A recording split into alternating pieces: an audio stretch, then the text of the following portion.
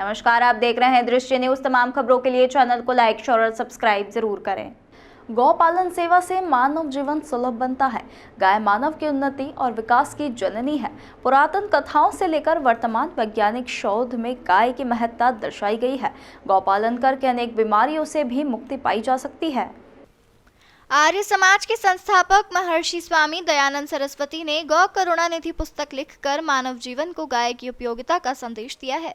यह विचार यहां पहुंचे गुरुकुल होशंगाबाद के आचार्य योगेंद्र याज्ञिक ने ग्राम भौरासा के गौ सेवा सदन कालियाकांत मंदिर भौरासा में चल रही गौ कथा के तृतीय दिवस अपने व्याख्यान में व्यक्त किए। गौ कथा में पंडित जगदीश प्रसाद त्रिपाठी महाराज मंडी बामोरा, मुख्य वक्ता हरिओम ब्रह्मचारी महाराज के प्रवचन चल रहे हैं। कथा का समापन आगामी 27 अक्टूबर को होगा। कथा में गौ सेवा समिति के द्वारा गौ सेवा सदन के संस्थापक एवं समाज सेवी श्री राम मुनि जी आर्य का शॉल एवं श्रीफल भेंट कर नागरिक अभिनंदन किया गया।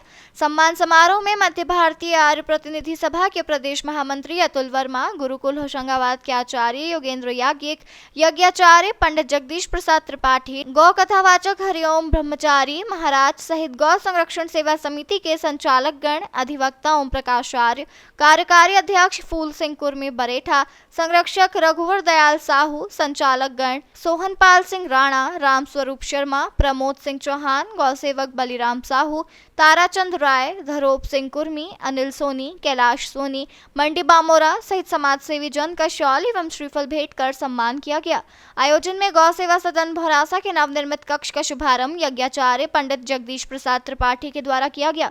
इससे पूर्व गौ सेवा सदन में गायत्री महायज्ञ संपन्न हुआ, जिसमें क्षेत्र के गौ सेवकों के द्वारा गौ रक्षा हेतु आहुतियां प्रदान की गई। गायत्री महायज्ञ में मुख्य यजमान गौ सेवक सूर्य प्रकाश आर्य के द्वारा वेद मंत्रों का पाठ किया गया। जाप करें, बैठें। अब आप चाहे माला से करें, चाहे कर माला से करें, चाहे मन की माला से करें, लेकिन उसके नियंत्रण आ जाए। ये माला तो एक बाह्य रूप आपको नियंत्रण करने के लिए एक साधन दिया गया है। जैसे एक अच्छे गायक के लिए सुर दिया जाता है, ऐसे आपको माला आपके बंधे रहने के लिए दी है। माला नहीं है भजन।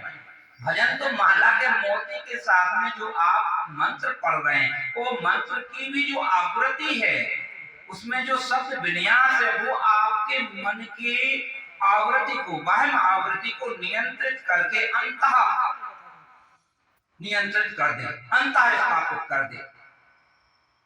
मोकों कहाँ ढूंढे रे बंदे, मैं तो तेरे पास। हम बाहर मुखी जब तक रहते, इसीलिए आपने देखा होगा योगी जन ध्यान लगाते हैं आंखें बंद करके, नेत्र बंद करके। अब नेत्र बंद करके क्या आनंद आ रहा है? नेत्र बंद करके ही ब्रह्मांड का आनंद आ रहा है। उनके अंदर कालियाकंद के दर्शन हो रहे हैं, महाराज के बब्ब शिखर के दर्शन हो रहे हैं, गौशाला के दर्शन हो रहे हैं, मोरा से धाम के दर्शन हो रहे हैं, उनके अंदर ही वो सब है। और आप सब लोग भी वो कर सकते हैं, कर। इसकी जैसे जैसे अपनी धारणा बढ़ती चली जाती है, वजन बढ़ता चला जाता है, जैसे जैसे हमारी प्रखरता आती चली जाती है, वैसे ही योगी जन बैठे बैठे ही संपूर्ण ब्रह्मांड का परिभ्रमण करके वापस आ जाते हैं। आचरण करो, प्रतिदिन घर में दीपक जलाओ। अंधेरे घर में भूत का वास होता है, प्रतिदिन दीपक जलाओ। हर घर में तुलसी का वृक्ष होना चाहिए। जिस घर में तुलसी नहीं होती है, वहां दैत्य का निवास हो जाता है। वो लोग भी ढूंढते रहते हैं, उनको भी बैठने की जगह चाहिए, उन्हें भी रुकने की जगह चाहिए। ऐसी जगह जहाँ तुलसी का वृक्ष नहीं होता है, उस घर में वो आकर रहना शुरू कर देते हैं। ये राक्षस कोई अलग से नहीं होते हैं। बैर, द्वेष, बेमनस, लड़ाई झगड़ा, गाली गलौज, एक दूसरे को हानि पहुंचाना, बुराई करना, चुगली करना, ये राक्षस है। राक्षस माने ऐसे नहीं कि कोई अलग से सींग होने का, कोई अलग सा रंग है, अपने जैसे होते सब, अपने जैसे सब काम होता है, लेकिन वृत्ति उनकी गलत होती। तो जब वो अपने घर में आ जाते तो घर में कलह होता है, भाइयों भाइयों में बैर हो जाता है, ननद भौजाई में लड़ाई होने लगती है, सास बहू में विरोध पैदा हो जाता है, तुलसी का वृक्ष नहीं होने पर। इसलिए तुलसी की सेवा करें। तुलसी की सेवा ऐसे की जाती है तो उसे कम पानी देना चाहिए,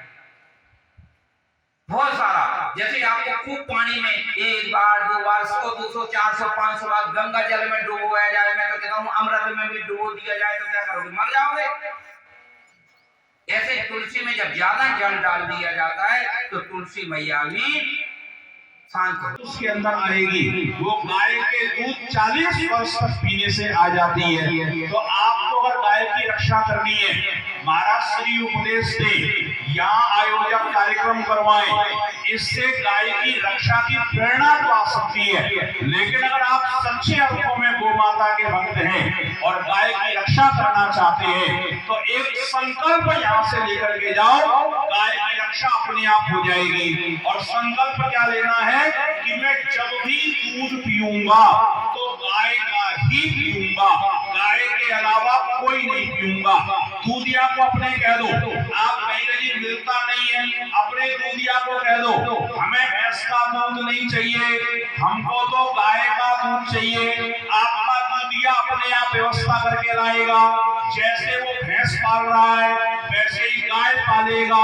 ये दुनिया का नियम है। जिस चीज की आवश्यकता बढ़ती है उसका आविष्कार होना प्रारंभ हो जाता है। तो इस कथा से जब उठ के जाना तो ये संकल्प लेके जाना, चाहे संसार पलट जाए मैं गाय का ही दूध पीऊंगा, इसके अलावा नहीं पीऊंगा।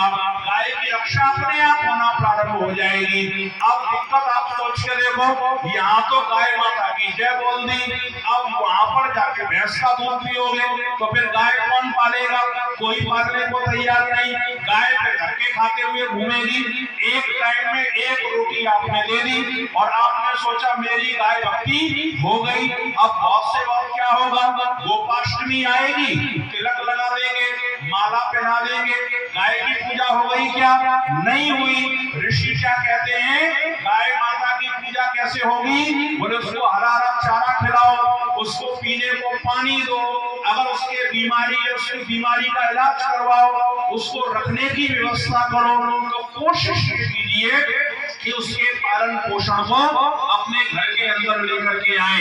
लेकिन माताओं का रोना होता है, बोले गाय के दूध में घी कम निकलता है, भैंस के दूध में घी ज्यादा निकलता है, इसलिए भैंस का दूध सही है। पर सोच के देखो, जहर ज्यादा हो, अमृत थोड़ा सा हो तो क्या लेना पसंद करोगे, जहर लेना पसंद करोगे क्या, कोई लेना पसंद नहीं करेगा। अच्छा एक बात बताओ, सोना ज्यादा होता है या मिट्टी ज्यादा है तो किसको आप आभूषण बनाते हो, मिट्टी के बनाते हो क्या। अरे जो चीज अच्छी है वो कम होते हुए लाभ करेगी, जो चीज अच्छी नहीं है ज्यादा भी करोगे तो उससे क्या होगा।